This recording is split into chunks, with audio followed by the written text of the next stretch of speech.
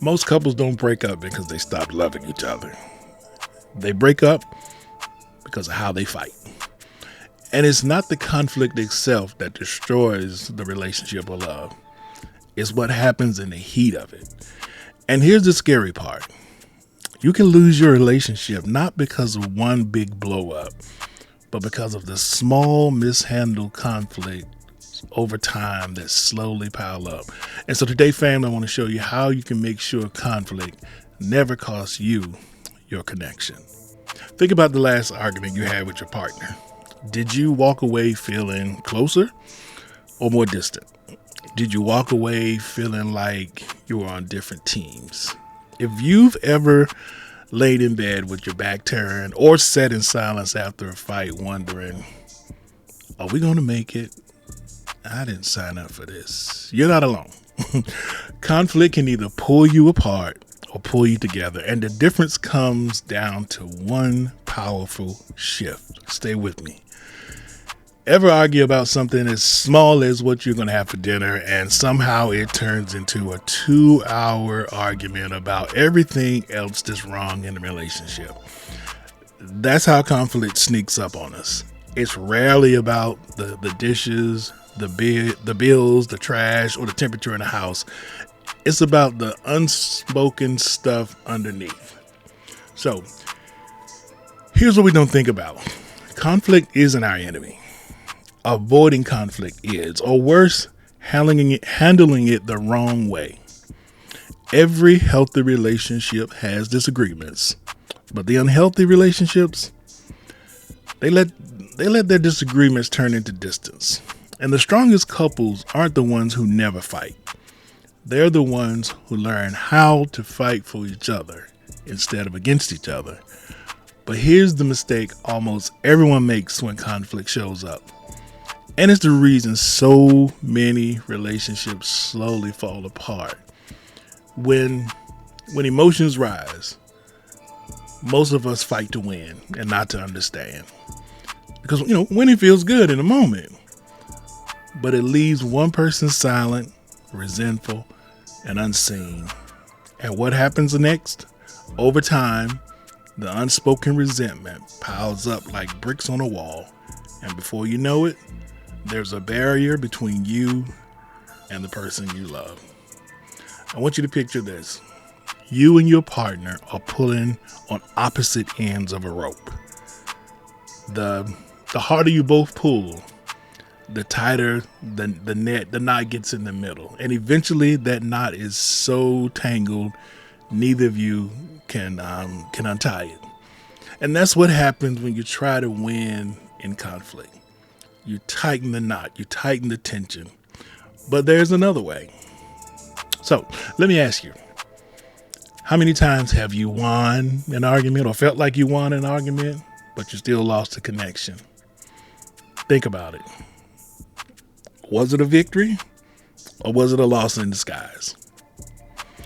Here's the mindset shift that can save your relationship. In conflict, the goal isn't victory. It's connection. Connection. The next time you're in a heated moment, ask yourself, am I trying to win this argument or am I trying to protect this relationship, protect this love? Because when you remember you're not fighting your partner, you're fighting for the relationship, everything changes. That makes the difference. Conflict stops becoming feeling like a battlefield and starts feeling like a classroom. And it's where you learn how your partner thinks, feels, and sees the world. And if you can survive it well, you come out stronger on the other side. So the question is, how do you actually do this? How do you do this? I'll tell you. But let me give you another example. Take two couples having the same fight. One couple shouts, storms out, gives the silent treatment for about 3 days. The other couple pauses, calms down, and comes back and says, I don't understand, babe. I don't agree, but I understand. Now that has a completely different outcome. So to my question, how do you actually do this? I want to give you 3 simple but powerful tools. Number one is you have to listen to learn, not to load your response.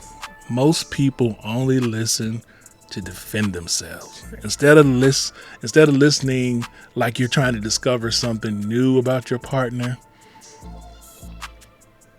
we try to get ready for our response. So number two, call a timeout without abandoning the conversation.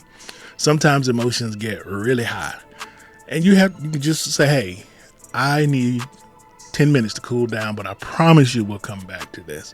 That way you protect the connection, while avoiding the issue escalating to something out of control. And number three, validate before you defend. Even if you don't agree, start with something like, I can see why you feel that way. Validation lowers defenses, and once the walls are down, love can flow again. The conversation can flow. And here's the beautiful part. When you practice this, conflict actually becomes something you stop fearing, and it becomes something that strengthens your bond. Conflict, it doesn't have to tear you apart.